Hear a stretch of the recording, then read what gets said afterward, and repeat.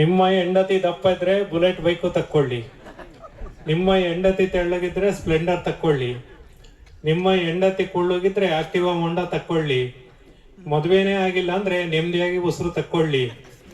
ನಿಮ್ಮ ಬದುಕು ಸುಂದರ ಆಗ್ಬೇಕಂದ್ರೆ ನಮ್ ಗಜದಂಡ ಸ್ವಾಮಿಯರ ಆಶೀರ್ವಾದ ತಕ್ಕೊಳ್ಳಿ, ನಿಮಗೆ ನೀವು ಬಯಸಿದ್ದೆಲ್ಲ ಸಿಗ್ಬೇಕಂದ್ರೆ ನಮ್ ದಾರೇಶ್ವರ ಮಠದ ನಿಜಗುಣ ಸ್ವಾಮಿಯರ ಆಶೀರ್ವಾದ ತಕ್ಕೊಳ್ಳಿ. ಒಳ್ಳೆ ಜೋಕ್ ಕೇಳ್ತೀನಿ ಅಂದ್ರೆ ನನ್ನ ನಂಬರ್ ತಕ್ಕೊಳ್ರಿ. ನಮ್ 3 ಸವಸ ಬೇಡ ಅಂದ್ರೆ ಉಂಡು ಪ್ರಸಾದ ಮಾಡಿ ಮನೆಗೆ ಹೋಗಿ ಮನ್ ಕೇಳ್ರಿ.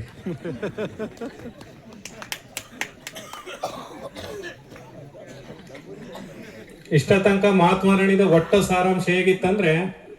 ಮೊಬೈಲ್ ಇತ್ತೀಚೆಗೆ ಕ್ರಾಂತಿಯನ್ನೇ ಮಾಡುತ್ತಿದೆ, ಜಗತ್ತನ್ನೆಲ್ಲ ಕಿರಿದಾಗಿಸುತ್ತಾ ಹೋಗುತ್ತಿದೆ, ಸದಾಚಾರ ಶಿಷ್ಟಾಚಾರಗಳು ಔಟ್ ಗೋಯಿಂಗ್ ಆಗಿವೆ, ಭ್ರಷ್ಟಾಚಾರ ಅನಾಚಾರಗಳು ಇನ್ಕಮಿಂಗ್ ಆಗಿವೆ,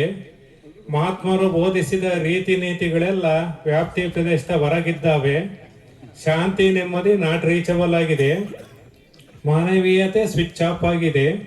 ಸ್ನೇಹ ಪ್ರೀತಿ ವಿಶ್ವಾಸಗಳೆಲ್ಲ ಮಿಸ್ ಕಾಲ್ ಆಗುತ್ತಿವೆ, ಅದಕ್ಕೆ ದೇಶ ಹಿಂಗಾಳಾಗೋಗ್ತಿದೆ.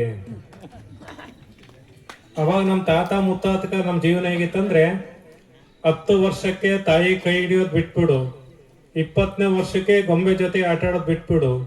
30ನೇ ವರ್ಷಕ್ಕೆ ಅತ್ತಿತ್ತ ಕಣ್ಣಾಯಿಸೋದು ಬಿಟ್ಬಿಡು, 40ನೇ ವರ್ಷಕ್ಕೆ ಕುಡಿಯೋದು ಬೀಡಿ ಸಿಗರೇಟ್ ಸೇದೋದು ಬಿಟ್ಬಿಡು,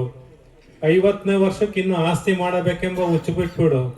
60ನೇ ವರ್ಷಕ್ಕೆ ರಾತ್ರಿ ಊಟ ಮಾಡ್ಬಿಡು,